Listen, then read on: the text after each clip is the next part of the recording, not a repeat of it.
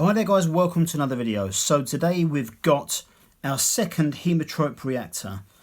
Also in the magazine we've got some information about Eldari Harlequins and Lieutenant Keltos of the Silver Templars.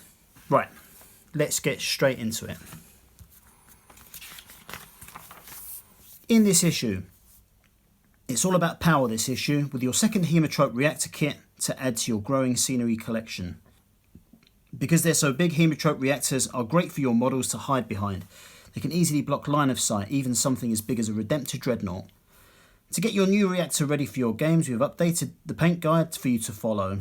When you're done, your Death Guard and Ultramarines will fight over your reactors in an exciting new mission. So, article-wise, we've got Annals of the Space Wolves, the saga of the ferocious and heroic Space Wolves continue. They've got Chapter 7.1 for Space Marines, the Iron Hands successors, a look at the logic-driven, technology-obsessed successor chapters of the Iron Hands. Then we've got 40k Factions 3.3 Harlequins, keepers of the Eldari past. The Harlequins are performers without compare and warriors without mercy. Then we've got a showcase for Harlequins. Then we learn about Lieutenant Keltos, learn about the history of the Silver Templars' most powerful warriors, Lieutenant Aetian Keltos. Then we've got our build guide for the Haemotrope reactor. I don't know why we've got that. We've already received one the last time we got a Haemotrope reactor. Then we've got a paint guide. And then we've got Mission 52, Plasma Overload. In this new mission, the Death Guard aim to sabotage the Haemotrope reactors and bring ruin to the city of Stilheim. Okay, so Annals of the Space Wolves. The history of the Space Wolves contains many epic sagas. As the galaxy is darkened by war and destruction, the warrior tribes of Fenris stand as a bulwark against an onrushing tide of chaos. Their fierce independence and uncompromising code of honour has made them many enemies in the Imperium, but all know that their warrior spirit will be desperately needed in the battles to come.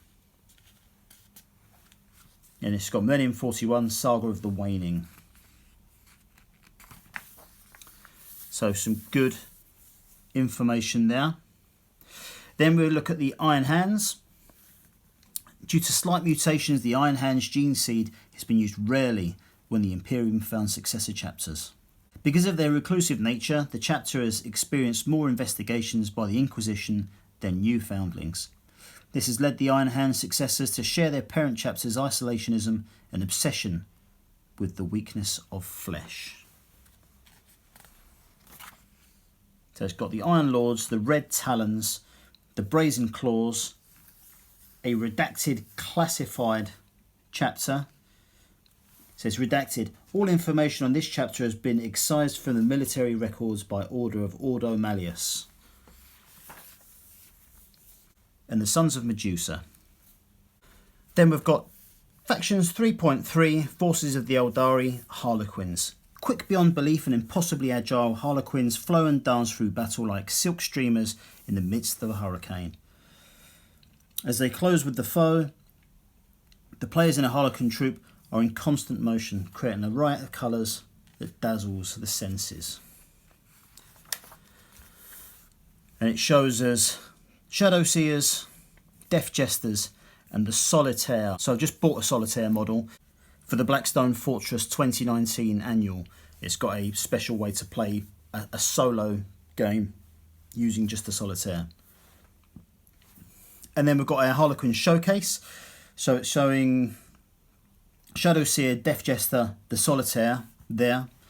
A Midnight Sorrow troop, Master of the Twilight. And a troop of players from the Mask of the Midnight Sorrow.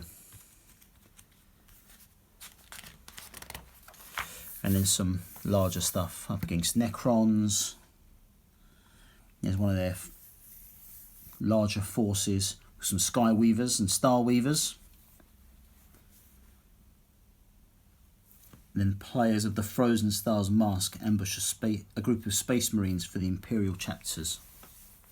Imperial Fist chapter. Okay, now we've got Silver Templars Lieutenant Keltos.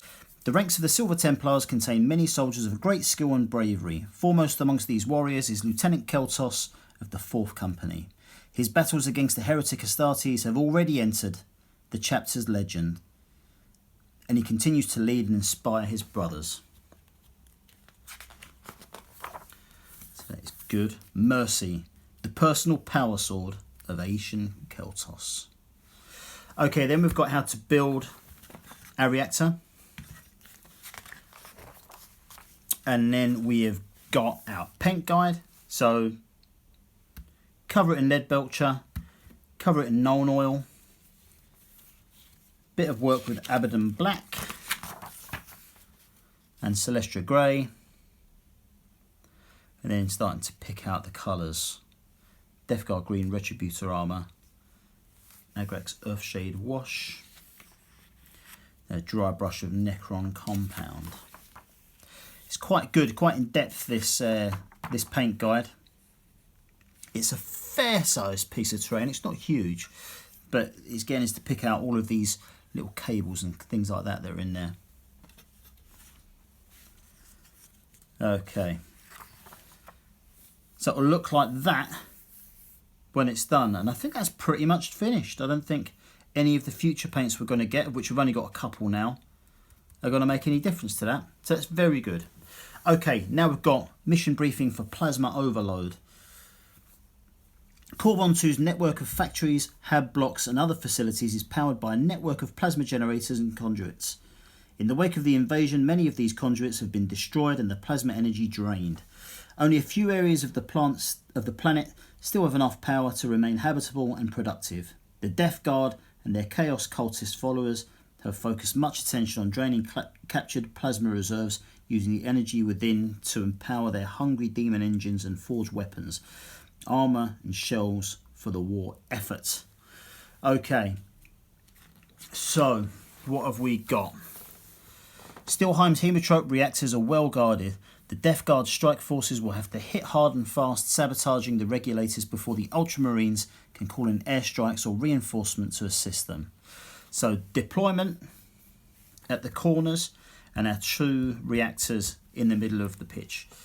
Sorry, in the middle of the boards. And this again uses our 3 boards side by side. Okay, the battlefield. Roll off and starting with the winner, take turns placing battle mats in the layout shown above. Place the 2 Haemotrope reactors in the location shown above. Then place terrain to create a battlefield. You can follow the instructions in tutorial 21. Setting up a battlefield if you need help. So the armies. One player selects an army of Death Guard miniatures. The other player selects an army of Space Marine miniatures. Maximum power rating of 40. And there's 3 command points each. The players roll off and the winner chooses the deployment zone. Here or here. Players then alternate deploying their units, starting with the player who chose their deployment zone. After all units have been deployed, the player who finished setting up their army first can choose to take the first or second turn. So the victory conditions are: both players gain 3 victory points for each objective they control at the end of the game. The first player to eliminate an enemy unit gets a victory point. An enemy warlord slain is another victory point. And the game lasts for 5 battle rounds. Okay, so that's good. So let's build our Haemotrope reactor. Okay guys, here we go. There it is in all its glory. It is a very nice piece of terrain, I must say.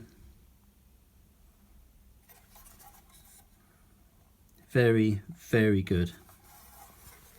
Okay, so let's see what we've got coming up. So your next conquests. Issue 69, we've got the Plague Marine Champion. So that one will be, I'll do the video for that. I'll either do it on Boxing Day if my newsagent happens to get it in time. If not, it'll be the day after that. But this Plague Marine Champion looks good, and I like that cool little nurgling he's got wearing his helmet. So that's very cool. And next week we'll be talking about the Astra Militarum as well.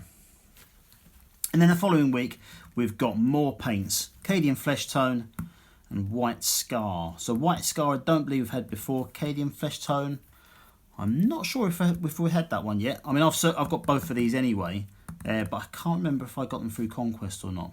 But anyway, so we've got that. I think that's our second to last top up of paints. So we look forward to that. So anyway, thank you very much for watching, guys. I will catch up with you soon. Just to let you know, in the next few days, I've got a review for the Slaves to Darkness, the new Start Collecting box, for the Warcry Tome of Champions, and for the Blackstone Fortress 2019 annual. So those will all be coming up this week. And if you can't be bothered with none of that, I'll see you next week for another conquest. See you later.